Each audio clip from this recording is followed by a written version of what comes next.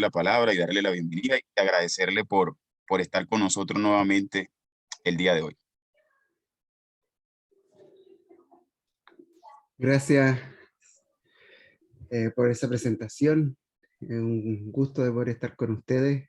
Siempre un gusto más allá porque hay familia aquí, también hay muy buenos amigos y queridos. Ahí está Jair y Denise, un abrazo también para ellos.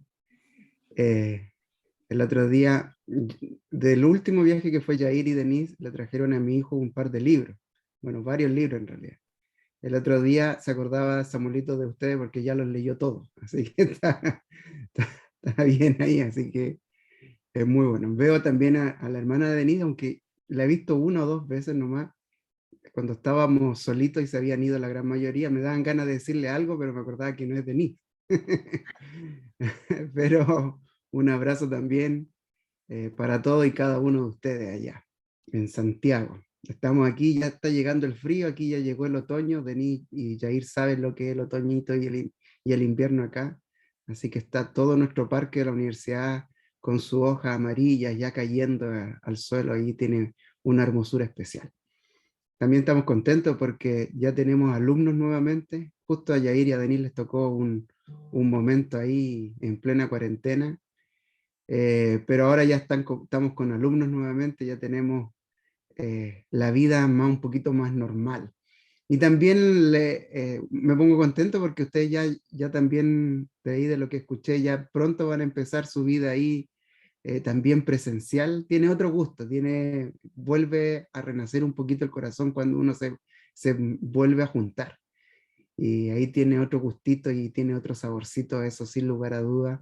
Va a ser muy, muy provechoso para ustedes como iglesia, como hermanos, como comunidad, como para que se puedan articular más y también apoyar más en este proceso que vamos caminando todos, sin lugar a dudas. Así que un abrazo para cada uno de ustedes, felicitaciones a la iglesia también, eh, porque ya está haciendo los planes. ¿Van al lugar propio ya la próxima?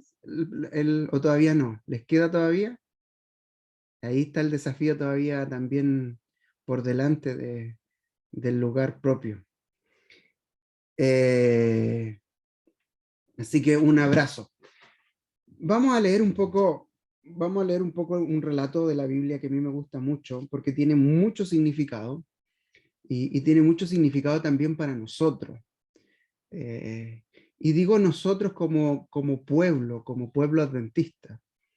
Creo que durante estos últimos años, desde la formación propiamente tal de la Iglesia Adventista de 1863, cuando ahí se sientan Lowery como presidente, más el consejo de James White y más el consejo de Elena White, y dicen, ok, vamos a organizar esto, vamos a organizar esta iglesia y le vamos a poner un nombre. Evidentemente, el nombre responde a los dos principales aspectos que era lo que predicaba esta iglesia. Por un lado, predica el segundo advenimiento, esta herencia de este segundo advenimiento desde Miller, y por otro lado, predica el día santo bíblico, que es el día sábado. Esta herencia que fue descubierta a través de los estudios de Bates, eh, la hermana White se encuentra con un folletito de Bates que había publicado y se da cuenta inmediatamente de la importancia del día sábado y adopta también este día sábado. Y ahí empieza a formarse este grupo. Y en 1863 finalmente le ponen el nombre, Iglesia Adventista del Séptimo Día, con estos dos aspectos fundamentales: el advenimiento, herencia de Miller, y el día sábado, con este descubrimiento reciente que había hecho Bates.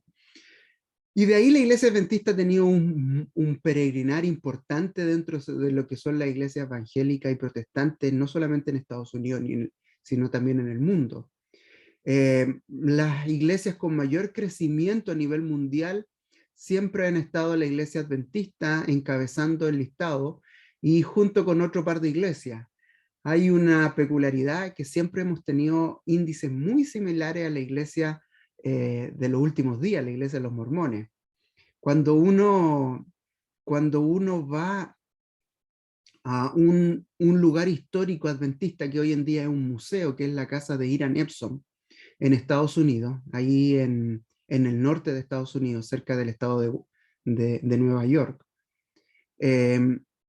Cuando uno va a la casa de Hiram Epson ocurre algo súper simpático.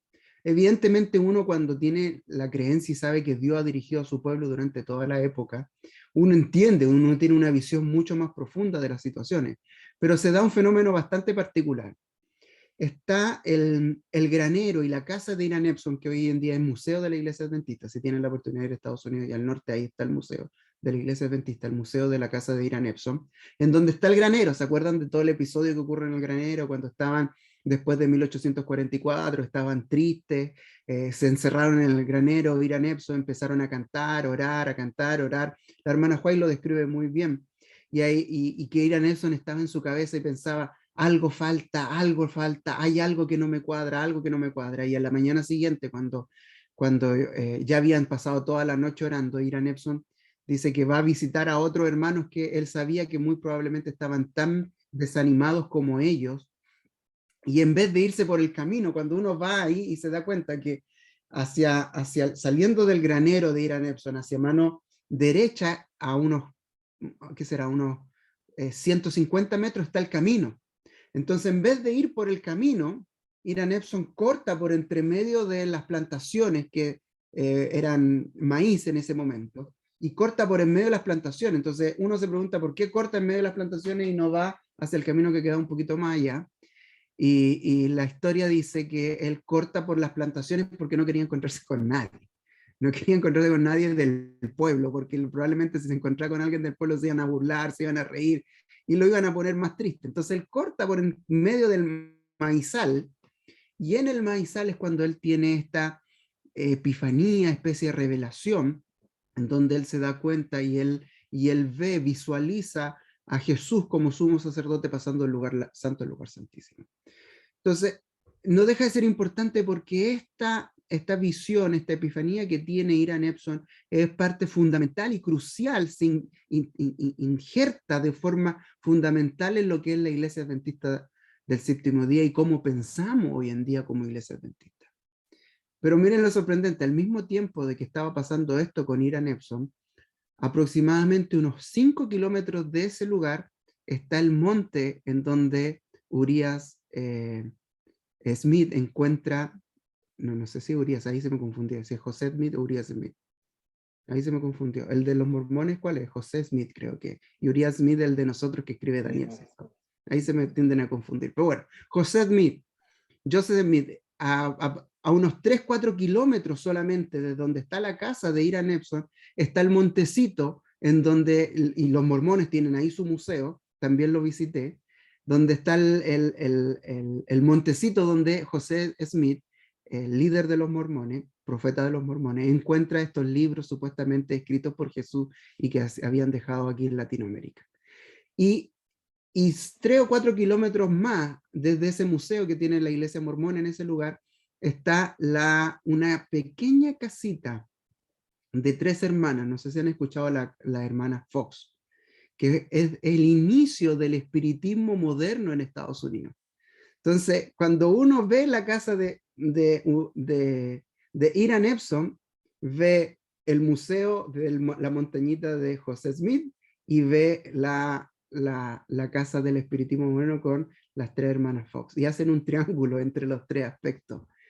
Sin lugar a dudas, siempre que Dios ha puesto revelación y ha puesto información que tiene que ver valiosa con nosotros como sus hijos, está levantando otros aspectos que son en contra de nosotros. Y ahí estaban, a 3 kilómetros, 3-4 kilómetros están desde la casa de Hiram Epson. Es bastante interesante. Si alguno tiene la oportunidad ahí de conocer los 3 instantes, los tres hitos históricos. Y lo más sorprendente es que son contemporáneos, es decir, al mismo tiempo que pasaba lo de Hiram Epson, estaba pasando lo de José Smith y estaba pasando también lo de las hermanas Fox. No deja de ser interesante eso. Pero así es la formación, así empieza la formación de la Iglesia Adventista. La Iglesia Adventista, como les comentaba, en 1863, tiene su nombre, el primer misionero adventista, que fue Andrews, John Andrews, el que se fue primero a Europa, él es el que le pone el nombre a la Iglesia Adventista.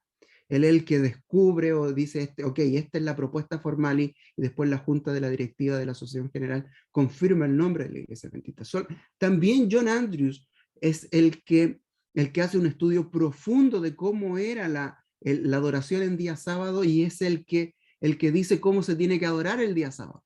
Que nosotros lo adoremos de tarde en tarde, de sábado, de viernes de tarde hasta sábado de tarde, tiene que ver con el estudio que hizo John Andrews. Y así empieza la formación de la Iglesia Adventista. Conocemos ahí, hay momentos, hitos históricos de la Iglesia Adventista y de la formación de la Iglesia Adventista en cómo fue generándose y cómo fue expandiéndose. John Andrews fue el primer misionero que enviaron a Europa. La hermana White tiene múltiples visiones en donde ella ve que era importante salir y ir con misioneros para todo el mundo. Recordemos que al inicio de la formación, los mileritas, los primeros mileritas, pensaban que el mensaje del segundo advenimiento era solamente para los que habían esperado al Señor Jesús en 1844. Esa es una doctrina que se le llamaba la puerta cerrada, es decir, solamente los que habían esperado a Jesús en 1844 y las familias de los que habían esperado a Jesús en 1844 podían acceder nuevamente a esta verdad.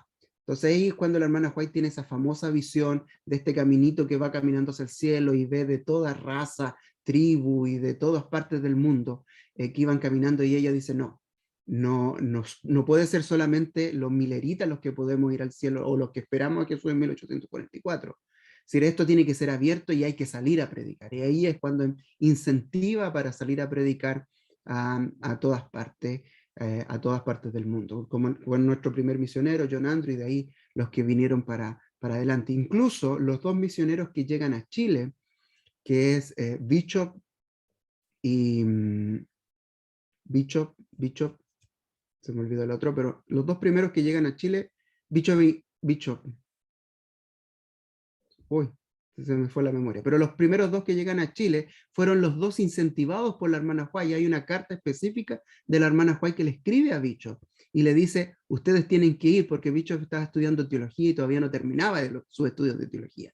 Y le dice, no importa que termine, anda ahora, le dice la hermana White. Y toman el barco y llegan ahí hasta Valparaíso, y ahí se extiende también la obra para todo Sudamérica. La hermana White habló tanto también de salir, que en algún momento, probablemente ahí los libros hablan de eso, que la administración de la conferencia general se sintió medio incómoda con la hermana White y le dijeron, bueno, si tú hablas tanto de salir, te invitamos a que vaya a Australia. Y la hermana White en su rigurosidad dijo, ok, voy a ir a Australia también. Y ella se fue a Australia y pasó parte importante de su vida también ahí en Australia, cerca de Sydney, al norte de Sydney, en donde se funda una universidad adventista, visto por una visión de la hermana White, que es la Universidad Adventista de Avondale. Pero bueno, la iglesia adventista empieza a crecer y tiene un movimiento importante a nivel mundial, se empieza a expandir. La iglesia adventista junto con la iglesia católica son las iglesias que tienen más presencia en países reconocidos por la ONU alrededor del mundo. No solamente hay 17 países alrededor del mundo donde no hay presencia de la iglesia adventista. Y tiene una explosión importante a principios de 1900. La iglesia adventista tiene una caída importante también, un problema más o menos importante que se genera dentro de la administración de la iglesia adventista en la Primera y la Segunda Guerra Mundial por el uso de armas, junto con las asociaciones de Alemania. Ahí tiene una bajada importante y a partir de ese fenómeno también nace una iglesia adventista, que es la iglesia adventista de la Reforma, nace a partir de este fenómeno y de este problema que se genera en la Segunda Guerra Mundial, principalmente con Alemania. Y la iglesia adventista después empieza a crecer, sigue creciendo, y es hoy en día una iglesia que tiene una presencia importante a nivel mundial, reconocida a nivel mundial. Junto con la iglesia católica tenemos la red de educación más grande del mundo. Tenemos alrededor de 117 universidades o institutos de educación superior alrededor del mundo. Tenemos más de 60.000 colegios alrededor del mundo. Es decir, hay una vasta cadena de organizaciones que responden a la iglesia adventista, hospitales, fábricas, y restaurantes de comida saludable, etcétera, etcétera, etcétera, que hoy en día la iglesia adventista tiene alrededor del mundo. Pero hay algo particular de nosotros como iglesia adventista, Para los más antiguos, para los que somos más viejos dentro de la iglesia adventista, a nosotros los adventistas nos llamaban ¿se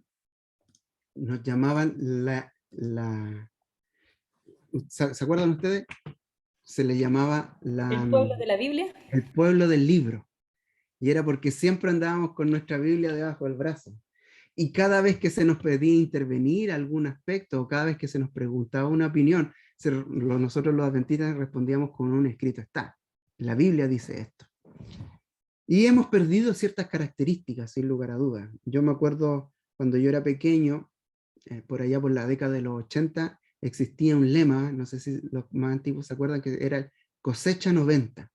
Y cosecha 90 se le dio harta importancia y predicábamos porque el 90, es decir, el año 90 ya probablemente no iba a pasar Jesús, es decir, Jesús venía antes de 1990. Y todo el mundo trabajaba por el cosecha 90 y estábamos trabajando apurados en la urgencia de la venida de Jesucristo. Y la sensación era, ok, esto no pasa. Me acuerdo particularmente en los finales de los años 80, cuando se disuelve la Unión Soviética, cae la muralla de Berlín, y fueron fenómenos políticos, geopolíticos tan importantes que la iglesia dijo, no, ok, aquí vamos y este es el fin, y hay que ponerle todo el punch y todo el color hasta el final, porque ahora ya se acaba el mundo. Evidentemente el mundo no se acabó. Yo recuerdo a principios de los años 2000 haber tenido una conversación con el pastor, a mediados de los años 90, haber tenido una conversación con el pastor Veloso, un pastor muy importante para lo que es la iglesia adventista en Chile, pastor Mario Veloso. Y él me dice, desde su apreciación personal de cómo él vivía los eventos, me dice, el mundo no pasa del 2000. Y me acuerdo que había esa sensación, ok, nos va a pasar, está muy, muy malo el mundo, se está acabando, y había esa urgencia, y volvimos con una urgencia. Y es muy probable que como iglesia, es decir, no es muy probable, es así, como iglesia nos hemos desgastado en estos aspectos. Y tenemos por tardanza la venida de nuestro Señor Jesucristo. Y hemos visto cómo ha tardado, y hemos visto y hemos esperado y hemos hecho cosas y hemos tardado. Sin lugar a duda hay una parte importante que tiene que ver con nosotros, en cómo hemos actuado y qué hemos dejado de hacer como iglesia. No como personas, sino como iglesia, como comunidad adventista. Sin lugar a duda tenemos también responsabilidad en ese sentido. Pero Dios y Jesús no han llegado todavía. Y dentro de ese contexto, ahora que vivimos un mundo muy caótico, probablemente un caos a nivel mundial al cual no se veía hace muchos años, la pandemia llegó a revolucionar todas las formas de comunicación. El otro día leía un documento, ahí Denise debe estar más o menos también atenta a eso, probablemente Denise lo leyó también, que tiene que ver con lo que ella está haciendo ahora. Leía un documento de que la alta violencia que vienen los estudiantes y los niños a trabajar a los colegios, alto nivel de violencia, poca tolerancia a la frustración, hay muchas peleas, cerca de aquí de Chillán hay una ciudad de Los Ángeles, dos jóvenes de segundo medio se pelearon, uno acuchilló al otro y lo mató. ¿Y qué está pasando? Y la forma más rápida le hemos echado la culpa a la pandemia, a las computadoras, a los teléfonos, etcétera, etcétera, etcétera. Entonces hay algo que está ocurriendo, sin lugar a dudas. La pandemia ha llegado a reformular, a cambiar la forma en cómo nosotros mirábamos las cosas. Por situación de mi esposa, que tiene toda su familia en Estados Unidos, yo estoy vinculado y escuchando noticias de Estados Unidos y de la iglesia adventista en Estados Unidos. En Estados Unidos hay un movimiento importante que tiene que ver, no en contra de es decir, no directamente en contra de la vacuna propiamente tal, de las vacunas del COVID, sino tiene que ver más con en contra de la imposición o la obligación de las vacunas. El americano, el gringo, valora mucho su libertad de conciencia y su libertad de decisión. Entonces hay un movimiento dentro de la iglesia adventista bien fuerte en relación a cómo ve esto. Más allá de la situación personal y de la elección personal de cada uno que quiera ponerse vacuna o no. Si ustedes me preguntan a mí, yo les recomiendo vacúnense. No tiene que ver con eso, sino tiene que ver en cómo el mundo se ha organizado en relación a poder obligar o poder ser mandatorio en relación a ciertas cosas, y cómo te impiden o te dejan hacer ciertas cosas a partir de alguna decisión personal.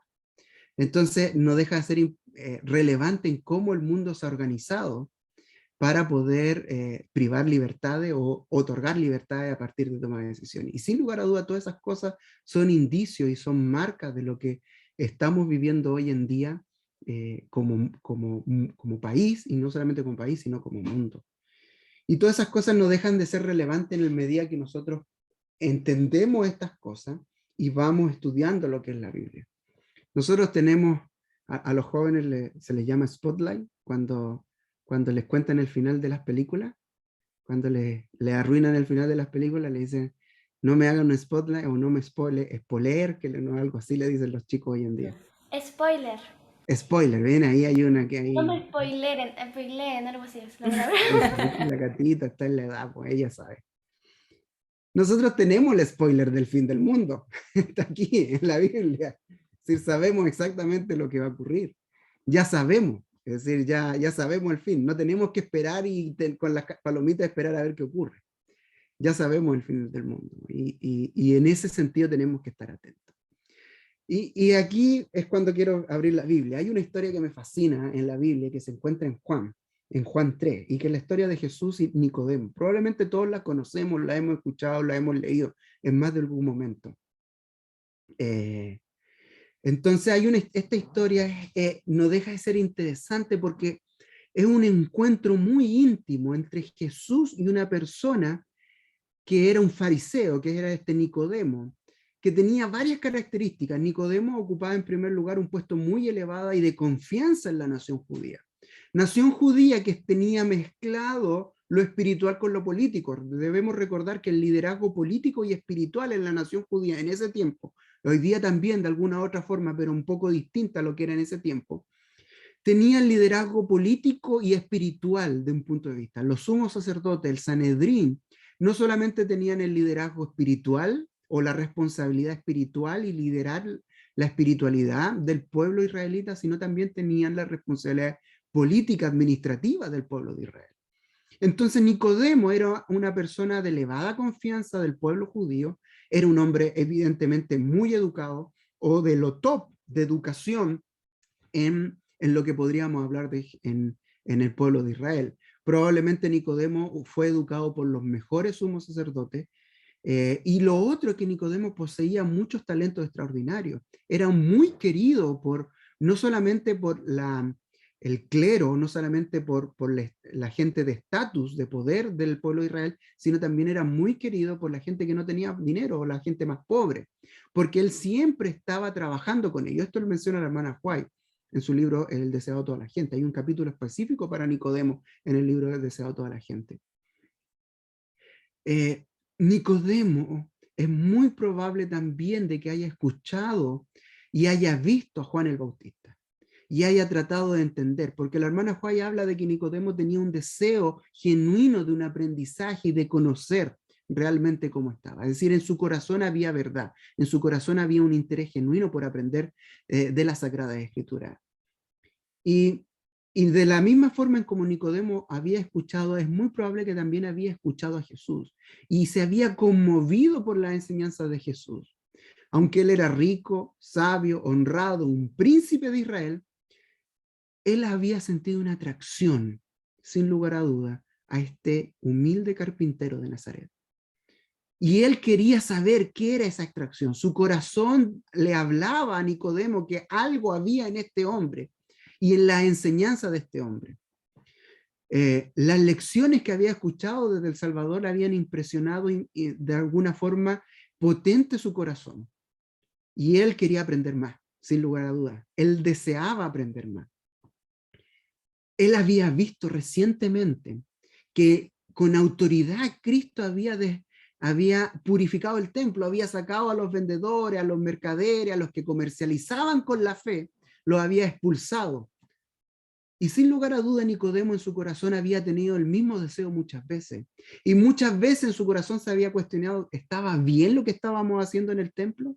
Él sentía que lo que se hacía en el templo y que toda esa parafernalia y todo ese negocio que se hacía en los atrios del templo, él sabía en su corazón que estaban mal. Por eso, de alguna forma, cuando Jesús hace esto,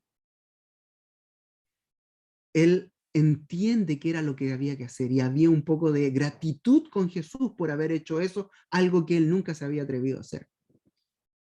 Evidentemente no todos estaban de acuerdo con el propósito y no todos estaban, el Sanedrín, no todos estaban contentos con lo que había hecho Jesús, había muchos enojados con Jesús.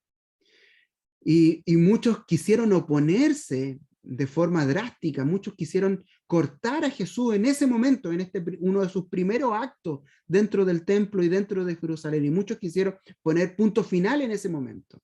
Y es probable que Nicodemo, conociendo y escuchando y con ese ruido que había en su corazón de que algo no le estaba encajando, de cómo este Jesús de Nazaret, este Jesús de Nazaret, un simple carpintero, podía tener y podía traer en sí tanta verdad y tanta riqueza en lo que él les decía. Evidentemente había algo que le hacía ruido.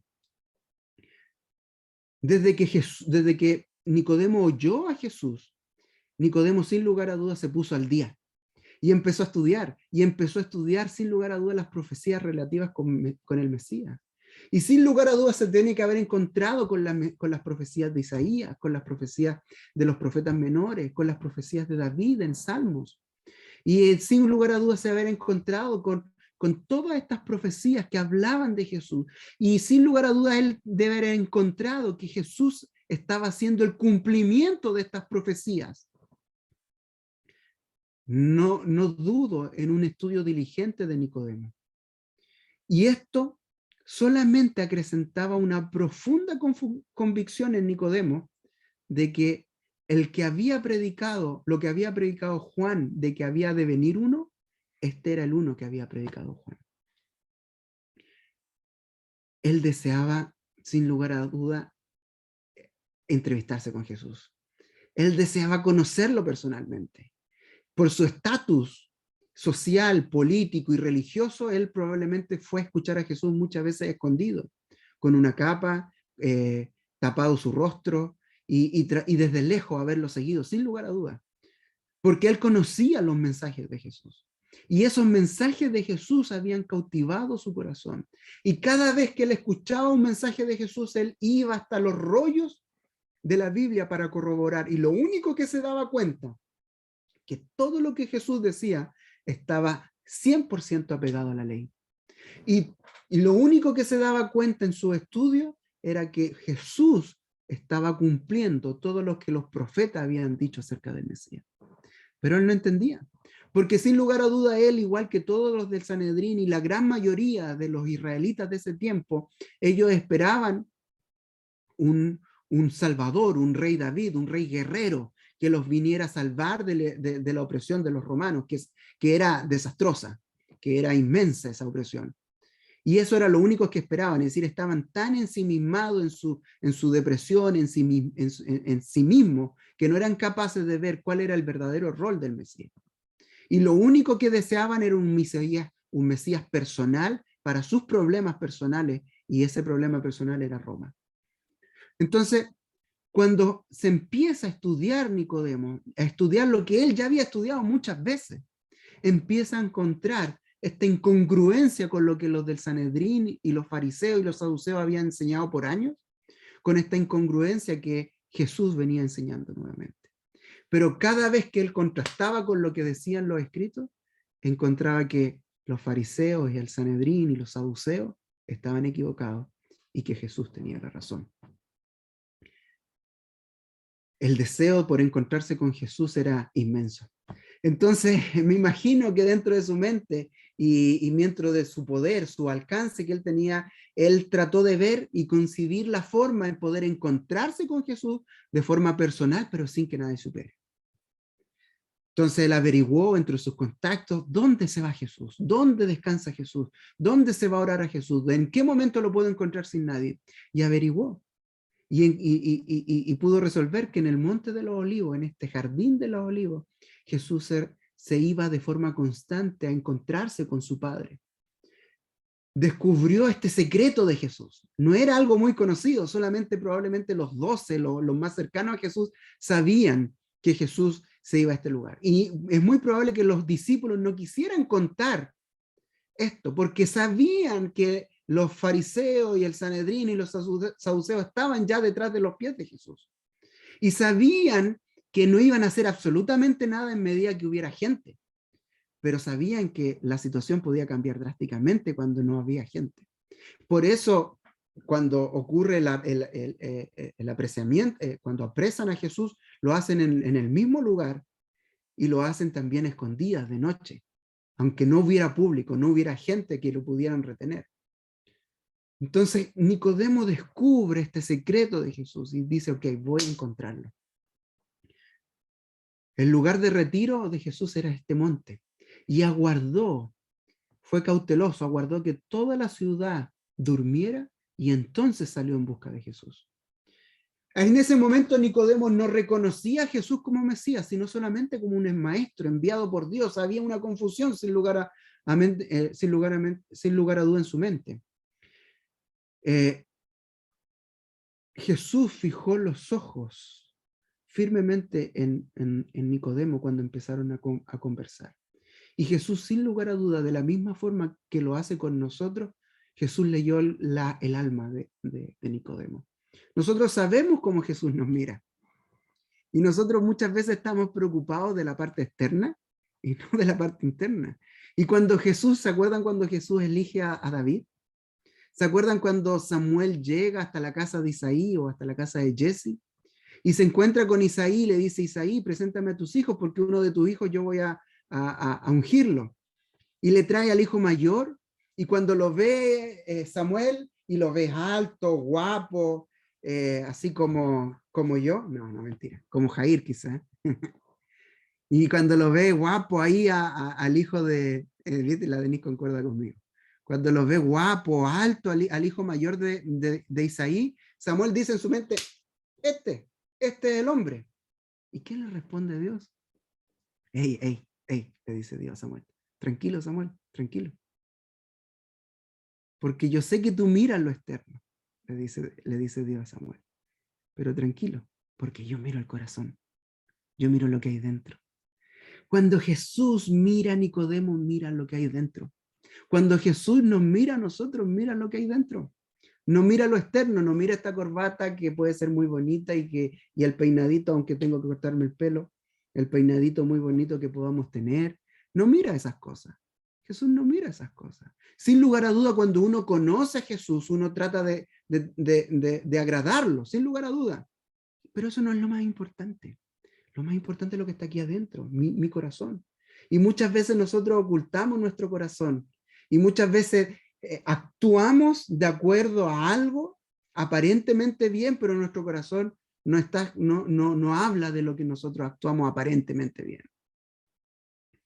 Jesús mira el corazón.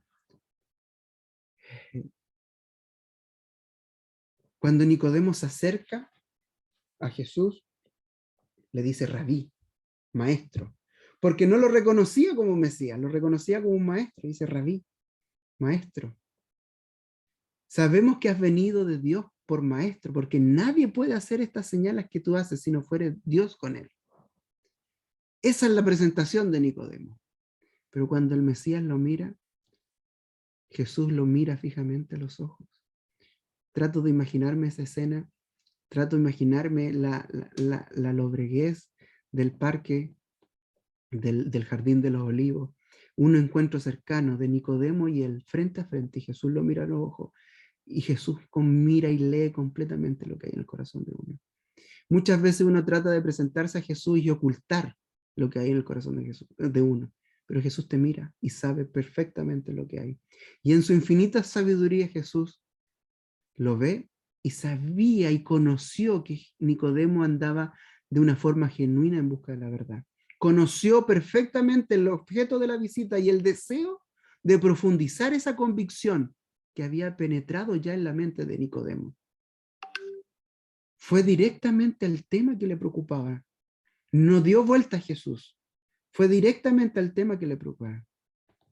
Y le dice y le responde, de verdad te digo a ti, Nicodemo, a menos que un hombre naciera de lo alto, no puede ver el reino de Dios. Es decir, hay que nacer de nuevo.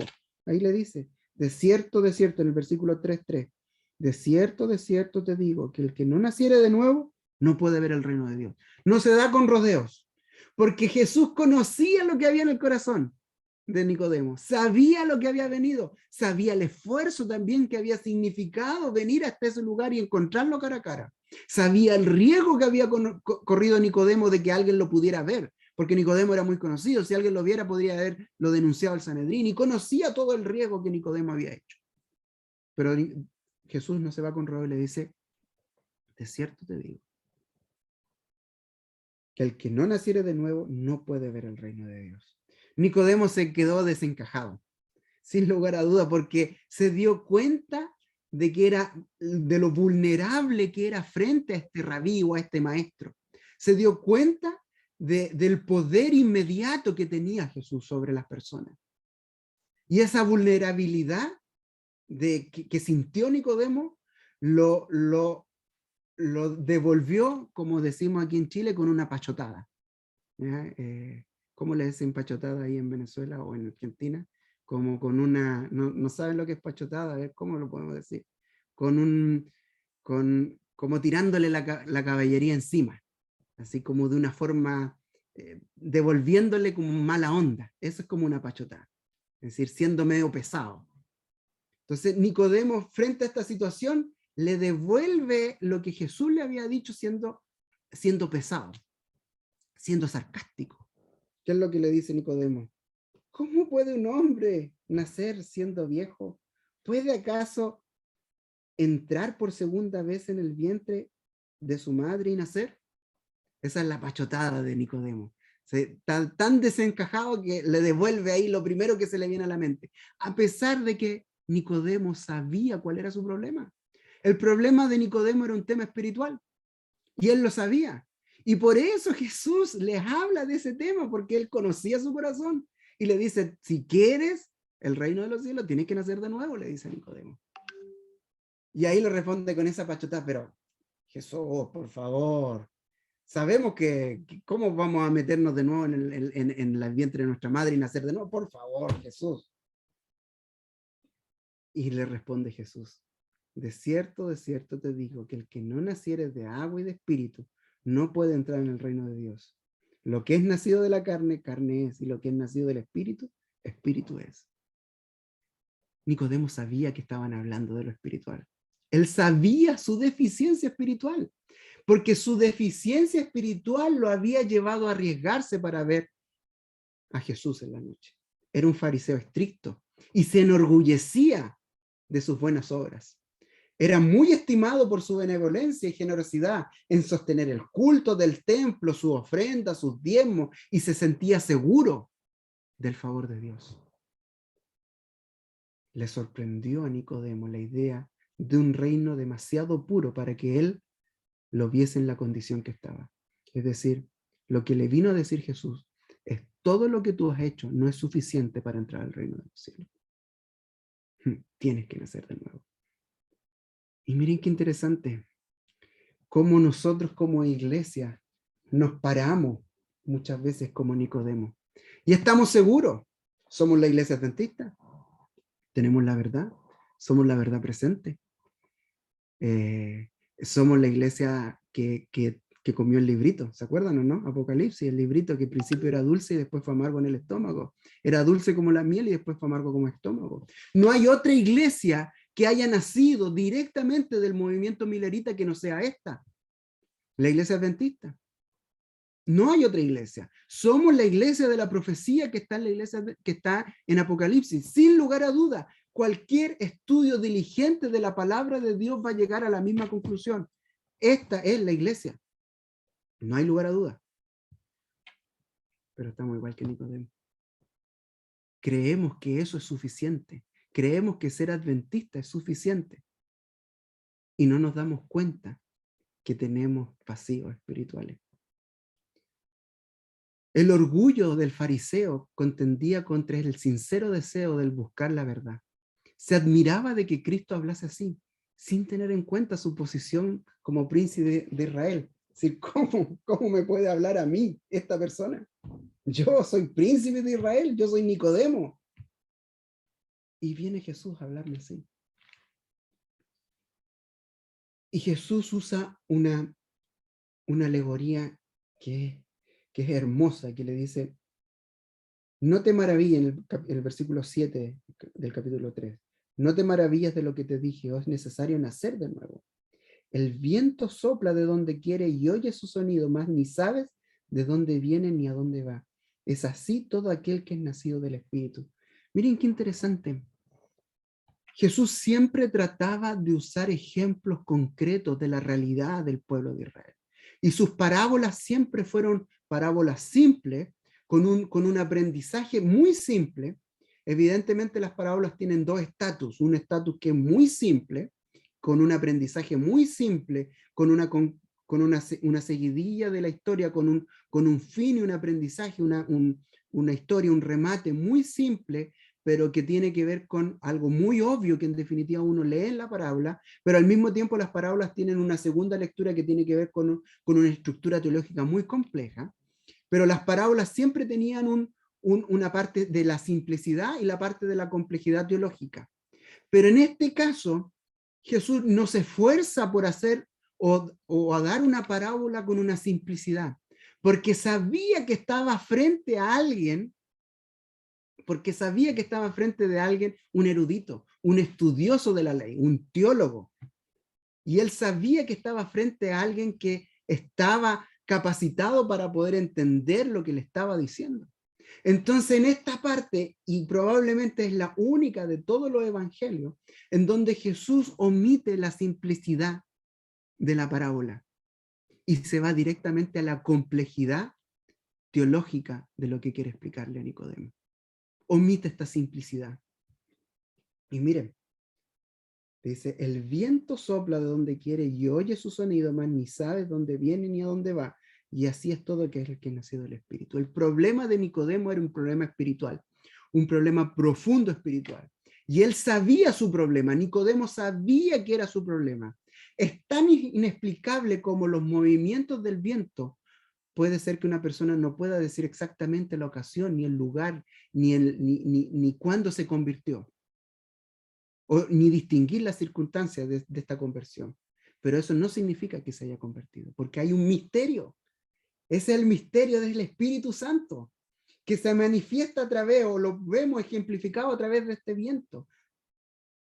No lo sabemos, pero sí sabemos y tenemos la convicción de que hemos recibido el Espíritu Santo a través de los frutos. Aunque el viento en sí mismo es invisible, produce frutos, efectos, que se ven, se sienten y se pueden cuantificar. Así también es la obra del Espíritu en el alma.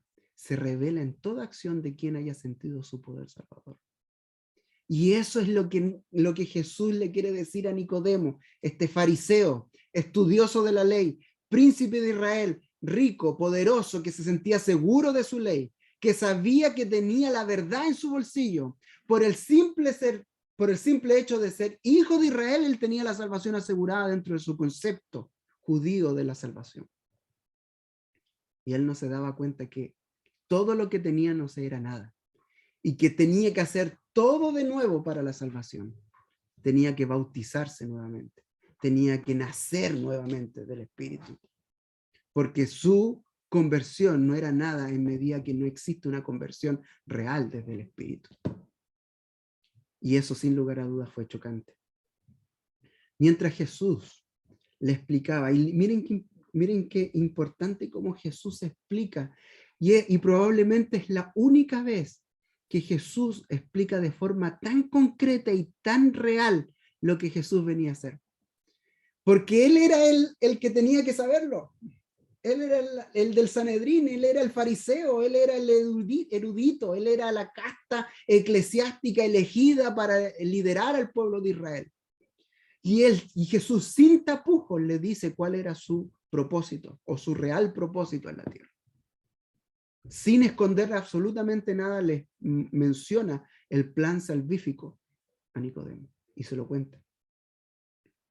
Ahí está a partir del versículo 11. De cierto te digo que lo que sabemos y hablamos y lo que hemos visto testificamos y no recibís nuestro testimonio. Si os he dicho cosas terrenales y no creéis, ¿cómo creeréis si os dijera las celestiales? Nadie subió al cielo, sino que él descendió del cielo, el Hijo del Hombre que está en el cielo. Y como Moisés levantó la serpiente en el desierto, así es necesario que el Hijo del Hombre sea levantado. Y para que todo aquel que él cree no se pierda, mas tenga vida eterna. Le dijo el plan completo. Se lo dijo. Cuando Jesús le habla de Moisés, él entendía perfectamente lo que significaba la cruz con esa serpiente. Él la entendía perfectamente. Él probablemente había enseñado lo que significaba esta cruz y esta serpiente a las nuevas generaciones dentro de lo que él como maestro significaba dentro del Sanedrín. Él conocía. Cuando Jesús le explicaba la misión que él tenía que hacer en la tierra, consistía en establecer ¿qué? Un reino espiritual. Le dijo, oye, Nicodemo, yo no vengo a rescatarte de los romanos, mi plan es superior y trasciende a los romanos. Mi reino es un reino espiritual que empieza ahora y que va a acabar en el cielo. No es un reino temporal, no un reino como los romanos que va a terminar. Evidentemente esto perturbó a Nicodemo. Y frente a eso es cuando le dice, Nicodemo, si te estoy diciendo estas cosas terrenales, ¿cómo esperamos que crean las cosas celestiales? Si Nicodemo no podía recibir las enseñanzas de Jesús que ilustraban la obra de la gracia en el corazón, ¿cómo podría comprender la naturaleza del glorioso reino celestial?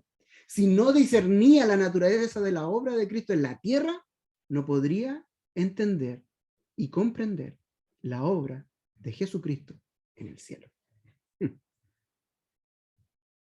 Qué maravilloso poder tener ahí a Jesús explicándonos. Evidentemente esto es una parte de la conversación, las partes más importantes, porque esta conversación se va a haber durado toda la noche. No lo sabemos, sin lugar a dudas. Nicodemo no tenía la excusa de la ceguera de Israel en cuanto a su generación. Bajo la inspiración del Espíritu Santo, Isaías ya había escrito: todos nosotros somos como suciedad y todas nuestras injusticias como trapo de inmundicia. Él ya sabía que no había mérito alguno en él. No había mérito en que fuera príncipe de Israel. No había mérito en que fuera hijo de Israel. No había mérito en sí mismo. Él ya lo sabía. Isaías ya lo había dicho. David en los salmos ya había orado: crea en mí, oh Dios, un nuevo corazón, un limpio, renueva un espíritu dentro de mí. Y Ezequiel ya había dicho, ya había hecho esa promesa. Dios ya no había dado la promesa a través de Ezequiel: y os daré un corazón nuevo y pondré un espíritu nuevo dentro de vosotros y quitaré vuestro corazón de carne, de piedra, y de vuestra carne el corazón de piedra, y os daré un corazón de carne y pondré dentro de vosotros mi espíritu y haré que andéis en mis mandamientos. Lo que Jesús le estaba diciendo de esto de nacer del Espíritu nuevamente no era nada nuevo para Nicodemo. Él conocía la profecía, él conocía a Isaías, conocía a David, conocía a Ezequiel y conocía lo que habían dicho. Entonces todo no era desconocido para Nicodemo. Pero miren qué importante es el detalle de la serpiente. Dice que como Moisés levantó la serpiente en el desierto, así era necesario que el Hijo del Hombre sea levantado para que todo aquel que en él creyera no se pierda, mas tenga vida eterna. Esto era muy conocido para Nicodemo. El símbolo de la serpiente alzada le aclaró, fue el detonante para que Nicodemo entendiera la misión del Salvador. Cuando el pueblo de Israel estaba muriendo por las mordeduras en el desierto por esta serpiente, Dios le indicó a Moisés qué cosa: que hiciera una serpiente de bronce y la colocase en medio de la congregación. Luego fue y avisó a todo el pueblo, todo el campamento, que el que mirase la serpiente viviría. El pueblo sabía muy bien, en este momento el pueblo de Israel sabía muy bien que la serpiente misma no tenía ni un poder. No había poder en la serpiente. La serpiente no tenía poder para ayudarles por el tema de las mordeduras. La serpiente no era más que un simbolismo de Cristo. Así como la imagen de la serpiente destructora fue alzada para sanar al pueblo, un ser semejante de carne, de pecado, semejante a ti, a mí, iba a ser el redentor de la humanidad. Qué maravilloso. Y inmediatamente después de hablar esto con Nicodemo, probablemente Jesús dice una de las frases más famosas que están escritas en la Biblia. Que dice, porque de tal manera, el versículo 16, amó Dios al mundo que ha dado a su Hijo unigénito, para que todo aquel que en él crea no se pierda, mas tenga vida eterna. Estaba hablando de él. Jesús le estaba diciéndolo, hablando de él a Nicodemo. Y le dice claramente, no se pierda, mas tenga vida, ¿qué? ¿Vida temporal? ¿Vida aquí mientras los romanos nos están invadiendo? No, el plan de Dios era la vida eterna. Y el plan de Dios tenía que ver con salvarnos en vida eterna.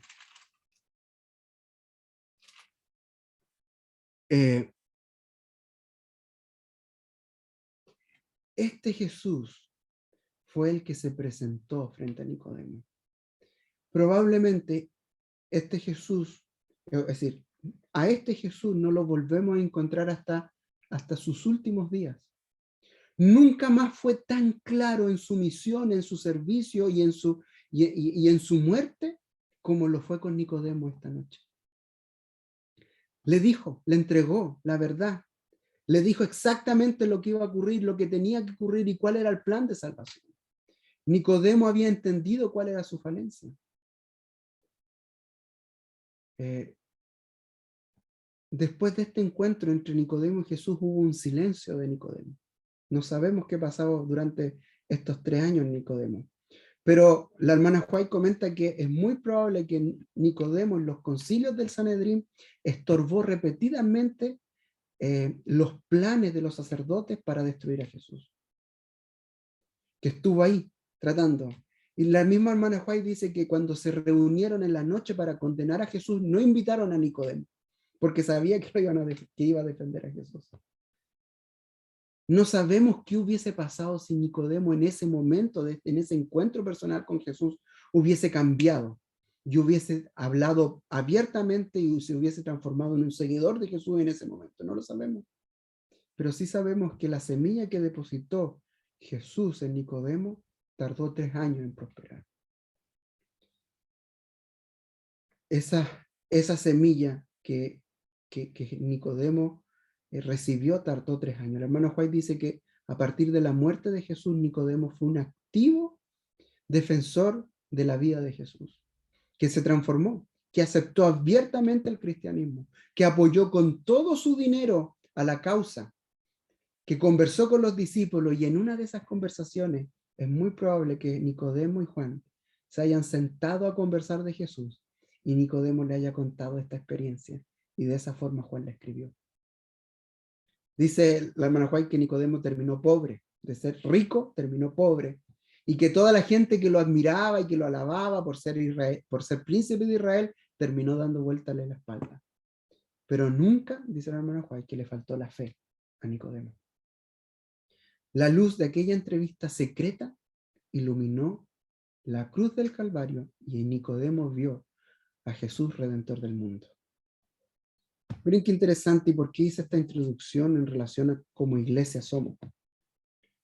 Muchas veces como iglesia hemos engordado en la bonanza y hemos quedado en nuestra zona de confort.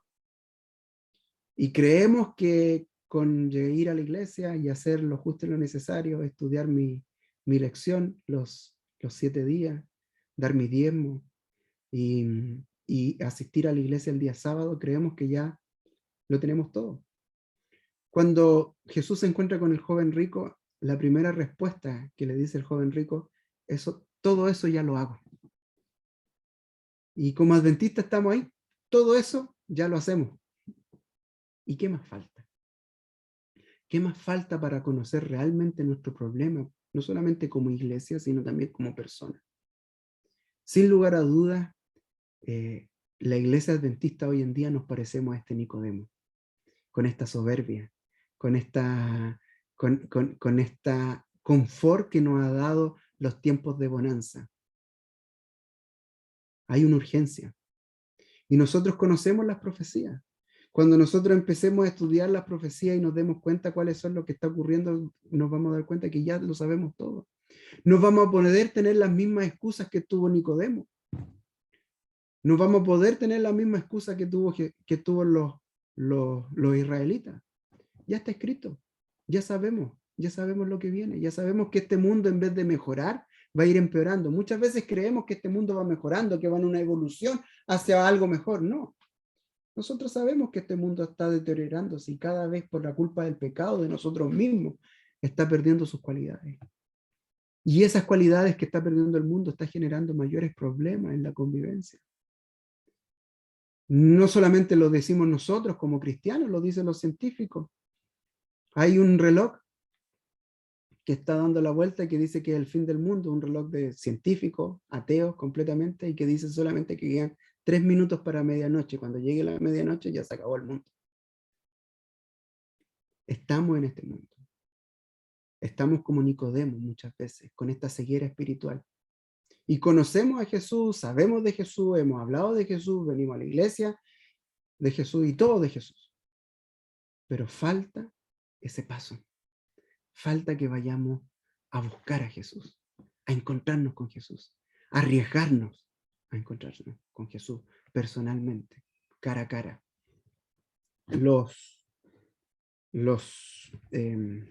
Las culturas orientales en relación a cómo ven la religión, las culturas orientales dicen que uno se puede acercar a la deidad desde 2 caminos.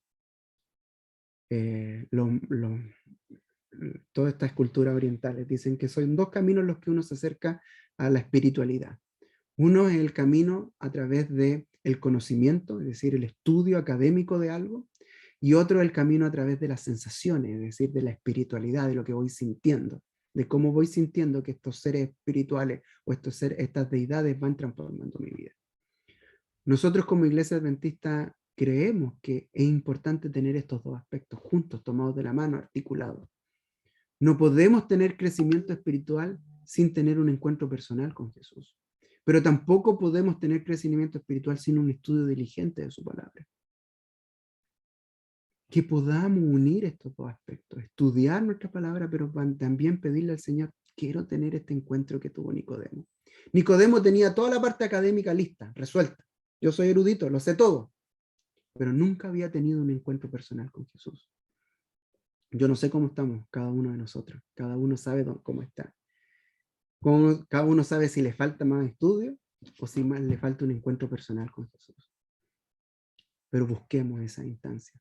Busquemos que esos encuentros personales con Jesús sean seguidos y que hablen y que tengamos la lucidez a partir de esos encuentros personales con Jesús para ver lo que ocurre en nuestro mundo y podamos dar este último pregón de que Jesús está viniendo y está viniendo pronto a buscarnos. Un abrazo, queridos amigos. Este va a ser el último online. De ahí vamos a tener que ir a visitarlo a Huechuraba. Así que un abrazo, queridos amigos, para todos. Que tengan un feliz sábado. Gracias, Germán, de verdad. Muy, muy interesante todo el tema. Esperando nosotros que de verdad en nosotros también nazca como en Nicodemo el espíritu sincero de acercarnos, pero que podamos obedecer lo que Dios quiere en nosotros y tener una conversión definitiva. Que por estar en la iglesia o por estar en los caminos de Dios no nos aseguremos de que tenemos el cielo ganado, sino que podamos día a día tomar una decisión por Él. Y bueno, si hay que nacer de nuevo, si hay que hacer cambios drásticos en nuestra manera de pensar, de vivir, que todo sea para que Dios obre en nuestras vidas. Así que muchas gracias y esperamos que también puedas aceptar las invitaciones cuando sea presencial, que ya no vayamos a tener la excusa por no ser online. Así que te invitamos, por favor, que nos puedas dirigir en oración para terminar con el servicio. Sí. Inclinemos nuestros rostros para orar. Padre nuestro que estás en los cielos, santificado sea tu nombre, Señor. En primer lugar, te queremos dar las gracias porque reconocemos en ti un Padre generoso y bondadoso para con nosotros. Gracias, Señor, porque has puesto en nuestros corazones este deseo de conocerte, de amarte más.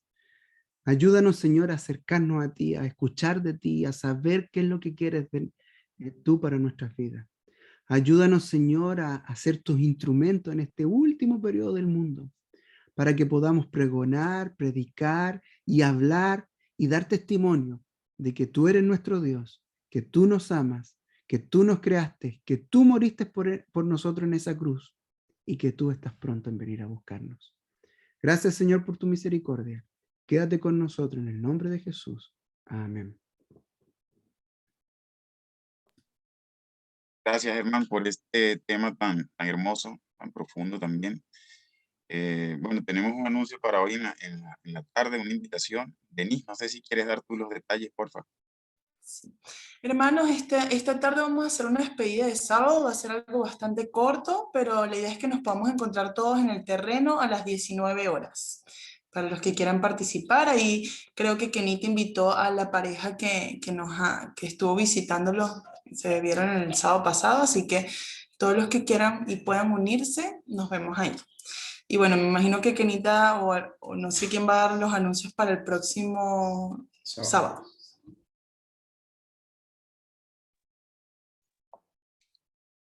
Denise, bueno, el próximo sábado tenemos nuestro primer día presencial, así que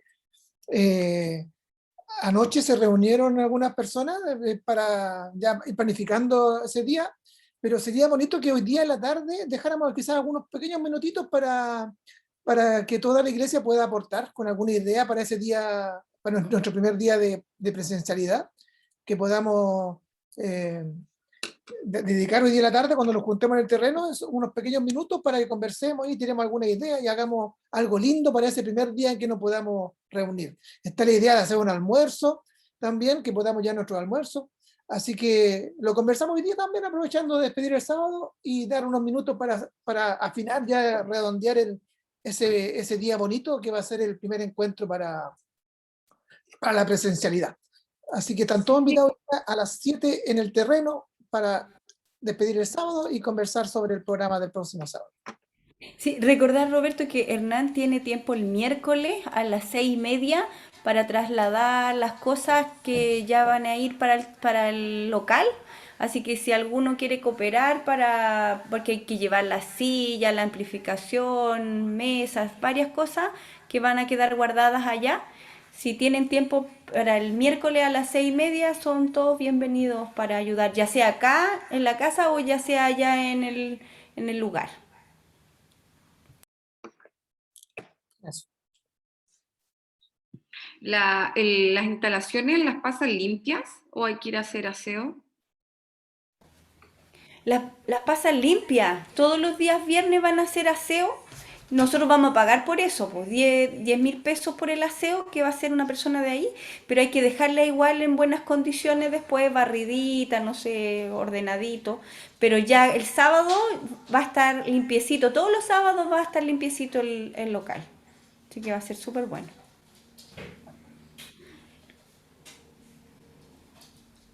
Así que el próximo sábado en la mañana, y la Rosita también ahí tiene que ayudarnos, Rosita.